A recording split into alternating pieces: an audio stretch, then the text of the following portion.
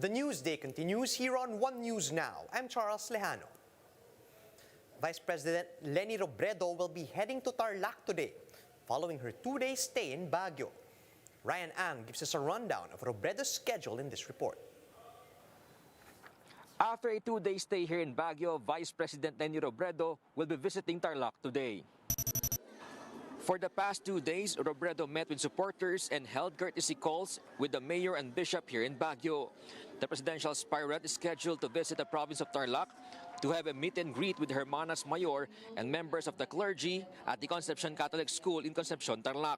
Before attending the Fiesta de la Immaculada Conception, the celebrated Mass at the Santuario de la Immaculada Concepcion. VP Leni will also lead the blessing of the volunteer headquarters in Barangay Alfonso, Concepcion, Tarlac. Robredo also visited Tarlac last month to check out the progress of OVP's Vaccine Express initiative. Among those inoculated in the said program were some 500 ITES. For News 5, Ryan Ang, We Are One News. The Education Department says face-to-face classes may be rolled out nationwide by early next year. Undersecretary Nepomuceno Malaluan tells One News' The Chiefs that the national rollout of in-person classes may take place as early as January.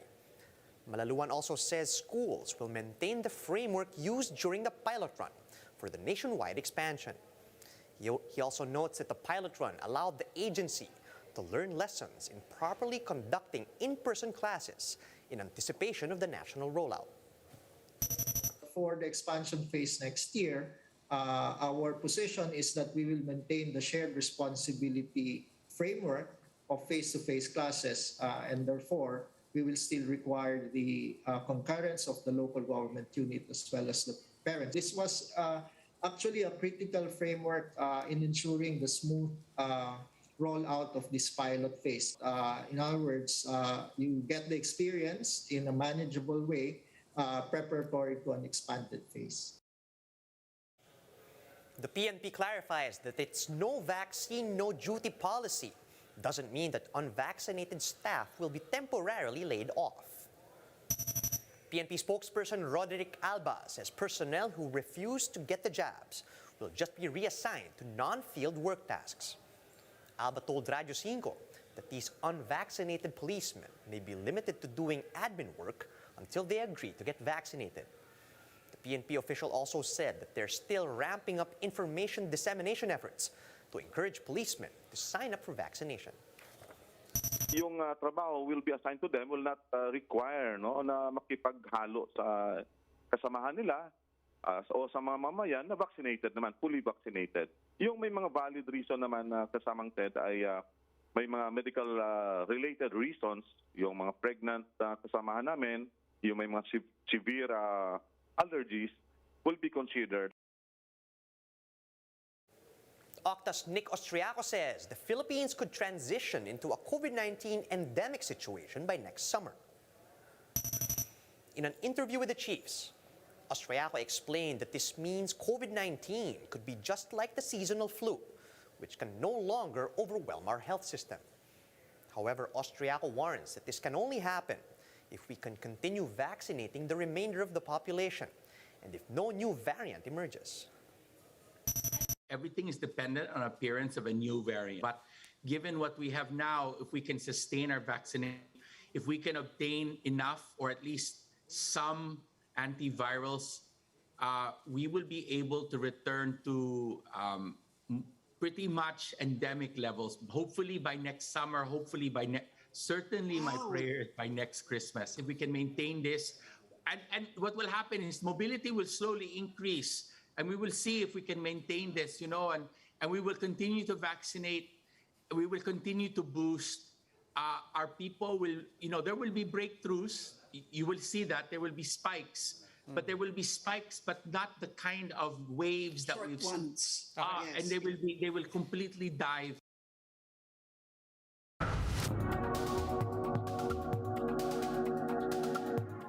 Johns Hopkins Center for Health Security senior scholar Namesha Dalja says COVID-19 could become seasonal just like the flu.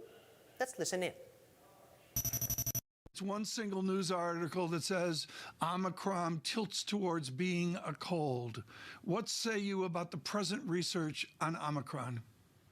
It would be great if it tilts towards being a cold, but I don't think we can say that with certainty yet. I think there's a possibility that that may be the case based on some of the early case series that are coming from South Africa, that we're not seeing as many people being hospitalized, not as many people needing ICU beds or needing oxygen, and a lot of people getting picked up incidentally when they're in the hospital for other reasons. That's all reassuring. But we need more data to be able to say that with certainty. And we also need to see what happens when we extrapolate South Africa's experience to countries that are older, like the US. And it's also the case that the US has more vaccination. So this would be a great thing. I think all of us are cautiously optimistic. It's interesting because it all seems to be converging upon this consensus, and that's a good thing because we're not seeing outliers of severe disease yet. I suspect we will see it, but hopefully this is kind of the step that the virus takes to become something that we deal with more frequently on an annual basis, that has the ability to get around our immunity but not make us too sick. But I think we still have to wait for a bit more time. What is your weighting to the calendar, to the fact that there are waves to the autumn and into winter, whether it's a cold, the flu that amateurs would call it? What's the weighting of the seasonality versus all our other fears? Well, I do think that coronaviruses are going to ultimately end up becoming seasonal because all of the other ones do. This one just takes some time to get to seasonality because there's not enough immunity in the population. But I do think we will see intensification of spread when it gets colder, when people move indoors, and when spread of the virus is more efficient. It's just going to take some time to see that complete stark seasonality. Right now we do see some seasonality, but there's still transmission going on in the summer because there's too many people that were not immune. Given what we know about Omicron and what it can do getting around certain immunizations, whether it's vaccinated individuals or people who've been previously infected, what does it mean to be fully vaccinated? Does it mean a booster shot as well? Well, I think you have to remember that vaccines are not all or nothing. It's not an on and off switch. There's a spectrum of protection that they provide. And even if Omicron is able to get around some of the immunity, which is what likely the case, it's not able to get around what matters, protection against serious disease, hospitalization, and death. And when you think about boosters, to me, the threshold has always been preventing serious illness, hospitalization, and death. And that's why I'm somebody who thinks boosters belong to people that are above the age of 65, high-risk conditions, those who got the J&J vaccine. For the healthy population, it's a little bit unclear whether they're needed or not, even though the CDC updated their recommendations, and there is some controversy in the field. There may be a need with Omicron to make an Omicron-specific booster, and then that's a little bit different. But these first-generation boosters, I think in a healthy population, you're just really pushing off a breakthrough infection sometime in the future. You're not really giving a great amount of protection in terms of what it actually gives you. But if you're older or have a high-risk condition, yes, there's definitely clear benefits there. Some Apple customers are frustrated as the tech firm's carrier partners for the iPhone, iPad, and Apple Watch are not paying out promised rebate discounts. Bloomberg's Mark Gurman breaks it down on Power On.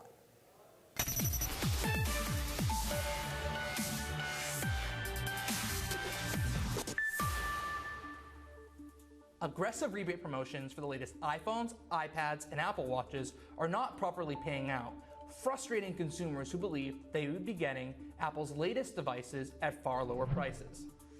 When Apple launched the iPhone 13, it offered huge savings for iPhone 12 owners. For example, an offer in partnership with T-Mobile meant that an iPhone 12 Pro Max owner can trade in that device and get an iPhone 13 Pro Max at no cost. Similar discounts were also offered by Verizon Wireless and AT&T. Apple and the carriers have also offered $100 and $200 back on cellular Apple Watches and new iPads respectively. But many customers, including myself, have found that the rebates have been inexplicably denied by the carriers. In some ways, this year's rebate process has made people feel that the promotions are designed to not pay out unless you have the time to haggle with customer service. T-Mobile told me that the issues have been due to a bug and the company is in the middle of resolving the problems. Still, this has made the new Apple product buying experience this holiday season less ideal than it should have been. I'm even sure there are many customers who are unaware of their denials and are unaware of how to resolve the problems. If I were you, I would contact your carrier's customer service department to help resolve your issue. I'm Mark Gurman. This is Power On. We'll be back with more stories after a quick break. Keep it here on One News.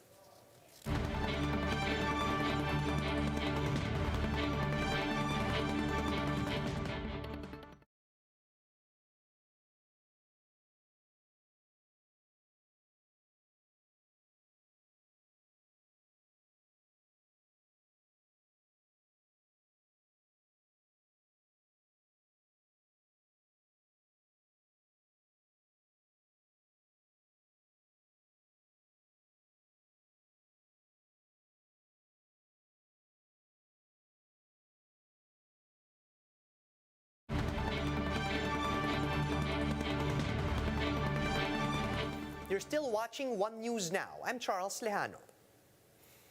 Catholics all over the country are observing today the Feast of the Immaculate Conception. What can devotees expect in today's commemoration as COVID-19 restrictions are at their most relaxed since the pandemic? Let's get more details from JC Cosico. He's reporting to us live from Baclaran. JC, good morning. Tell us what you're seeing. Charles, hundreds of devotees flocked to Baclaran Church in Parañaque City. Apart from Baclaran Wednesday, it's also the Feast of the Immaculate Conception. Long lines welcomed churchgoers, including riders at the church entrance. Some even brought their kids as they're not allowed under current restrictions. People still have to go temperature checks upon entry. We spoke to some devotees today and they shared that a common prayer that is for the health crisis to end. Baclaran Church Father Rector Ino Cueto says the message of today's feast is to value life amid the COVID-19 pandemic. Current seating and standing capacity inside the church is at 50%, while 70% capacity is allowed at the compound. Cueto says they will also add the volunteers as they expect more churchgoers trooping to the site for the Simbang Gabi next week. They're also in talks with the LGU to ensure the security and compliance of churchgoers to health protocols for the tradition. Charles, there will be Mass today at the Baclaran Church until 6:30 p.m., but the church will remain open for 24 hours. Now, PWD, senior citizens, and those with comorbidities were told to just observe masses online. Back to you. Thanks for those updates, JC. That was JC Cosico reporting live from Baclaran.